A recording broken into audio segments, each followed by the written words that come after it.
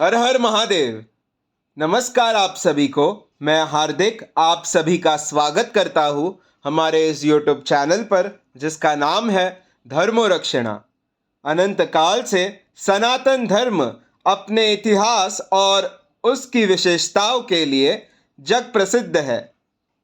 हम आपके लिए सनातन धर्म से जुड़े साहित्य, विज्ञान, देवी देवताओं के महात्म्य और अन्य शास्त्र जो हमारे ऋषि मुनियों द्वारा रचित अथवा लिखित है, उन सभी की जानकारी आपके लिए यहाँ प्रस्तुत करेंगे। इस कलयुग में हर एक तक हमारे प्राचीन ग्रंथ, वेद, पुराण, उपनिषद और अन्य साहित्यों के विषय में रोचक जानकारी हम आपके लिए यहाँ प्रस्तुत करेंगे। आशा करते हैं हमें आपका सकारात्मक प्रतिसाद मिलता रहेगा। हर हर महादेव। श्री रुद्र संहिता द्वितीय खंड तीसरा अध्याय। कामदेव को ब्रह्मा जी द्वारा शाप देना। ब्रह्मा जी ने कहा, हे नारद, सभी ऋषि मुनि उस पुरुष के लिए उचित नाम खोजने लगे।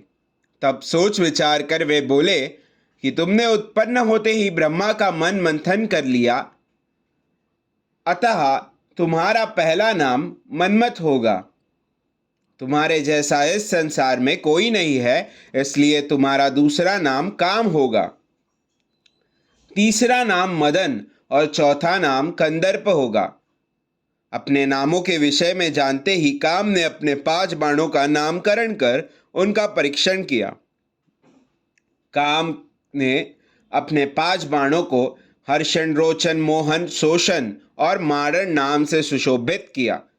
ये बाण ऋषि मुनियों को भी मोहित कर सकते थे।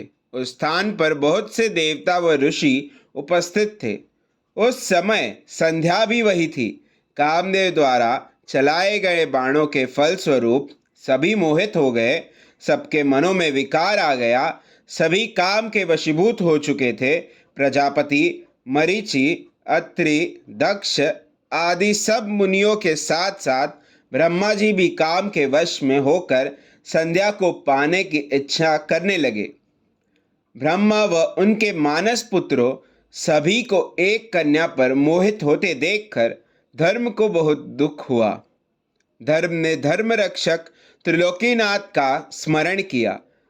तब मुझे देखकर शिव जी हंसे और कहने लगे, हे ब्रह्मा, अपनी पुत्री के ही प्रति तुम मोहित कैसे हो गए? सूर्य का दर्शन करने वाले दक्ष, मरीचि आदि योगियों का निर्मल मन कैसे स्त्री को देखते ही मलिन हो गया?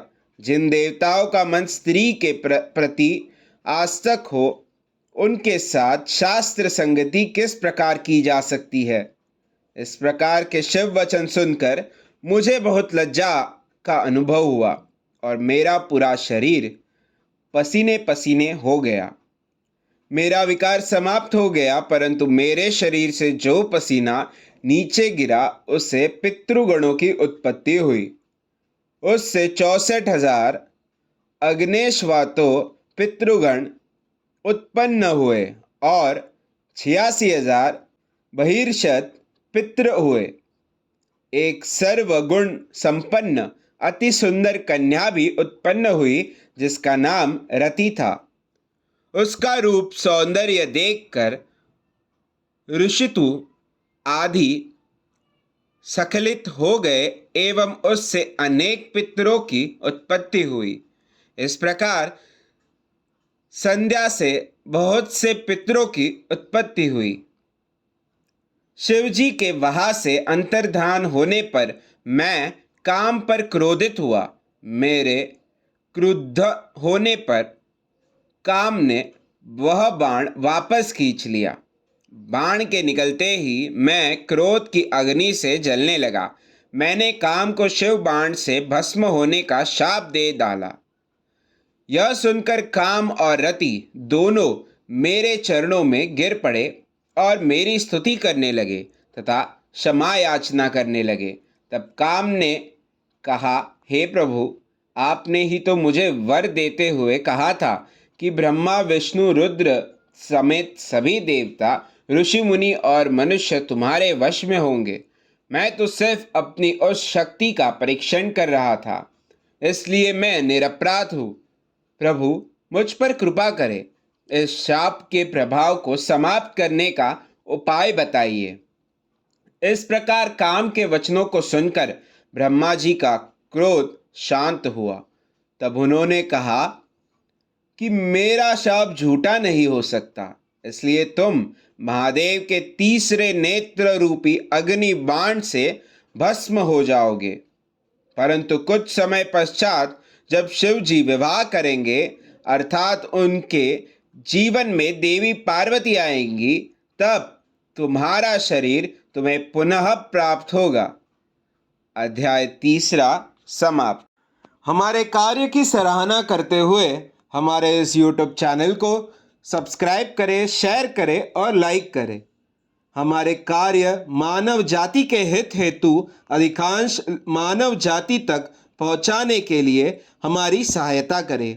भविष्य में हमारे सनातन धर्म के विषय में जानकारी प्राप्त करने हेतु हमारे साथ यहाँ बने रहिए, हमारे इस YouTube चैनल पर, जिसका नाम है धर्मो रक्षणा। धर्मो रक्षति रक्षितः। हर हर महादेव।